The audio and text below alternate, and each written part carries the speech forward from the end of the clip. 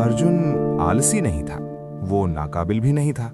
वो बस सपनों और हकीकत के बीच फंस गया था। 3 साल से वो सरकारी नौकरी की तैयारी कर रहा था। हर सुबह किताबों के साथ शुरू होती थी, हाईलाइट किए हुए नोट्स, दीवार पर चिपके टाइम टेबल और खुद से किया हुआ एक वादा, इस साल मेरा होगा। Hey, उसे I was भरोसा hoping you'd था come by. कि जैसे ही Of सरकारी course, नौकरी I मिल brought some जाएगी, notes to share. सब कुछ ठीक हो जाएगा। Thanks. It feels सम्मान, better with you here. स्थिरता Me too. और एक Let's सुरक्षित make today भविष्य। count. इसी सफर में उसकी मुलाकात मीरा से हुई। मीरा सिर्फ उसकी मोहब्बत नहीं थी, वो उसकी उम्मीद थी। जब रिजल्ट उसका साथ नहीं देते थे, मीरा देती थी। जब वो खुद पर शक We have करता to था, think about her मीरा उसका future. हौसला I बनती know, थी। but she's so upset. दोनों ने साथ She'll मिलकर understand छोटे-छोटे in सपने time. देखे थे। What if she एक छोटा resents सा घर, us? शांत We'll शामें face that और together. ईमानदारी से जी गई एक Papa, सादी सी these bills जिंदगी। are so high. लेकिन सपने I know, बहुत son. नाजुक होते We हैं will manage. जब हकीकत जोर How? से With दस्तक what देती money? है। I'll find a Meera way. के घर वाले I जल्दी में promise. थे। You are a उन्हें good शादी son. करनी थी, जल्द से जल्द। उन्हें स्थिरता चाहिए थी, सुरक्षा चाहिए थी, और अर्जुन के पास इनमें से कुछ भी नहीं था। वो कहता, बस थोड़ा सा वक्त और दे दो। लेकिन वक्त बहुत महंगा होता है जब जेब खाली हो। घर की हालत भी बिगड़ने लगी। अर्जुन के पिता, जो घर के इकलौते कमाने वाले थे, गंभीर रूप से बीमार पड़ गए।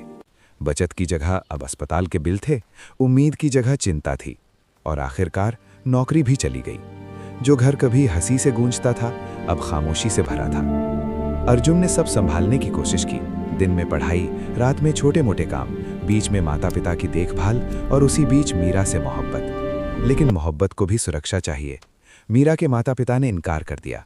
उन्होंने एक रिश्ता ढूंढ लिया, स्थिर प्राइवेट नौकरी वाला लड़का, तैयार घर, तैयार कमाई, तैयार शादी। मीरा रोई, अर्जुन चुप रहा। वो लड़ना चाहता था, वो कहना चाहता था इंतजार करो, लेकिन दे क्या सकता था वो? वादा, सपना या और इंतजार? और एक दिन मीरा चली गई। इसलिए नहीं कि वो उससे प्यार नहीं करती थी, बल्कि इसलिए कि सिर्फ प्यार काफी नहीं था। जब एक आदमी टूटता है, वो हमेशा जोर से नहीं रोता, कभी कभी वो बस खामोश हो जाता है। अर्जुन भी खामोश हो गया। दिल टूटा था, लेकिन दर्द सिर्फ मोहब्बत का नहीं था। दर्द इस बात का था कि वो काफी नहीं था, न बेटे के रूप में, न प्रेमी के रूप में, न इंसान के रूप में। कई हफ्तों तक वो पढ़ नहीं पाया।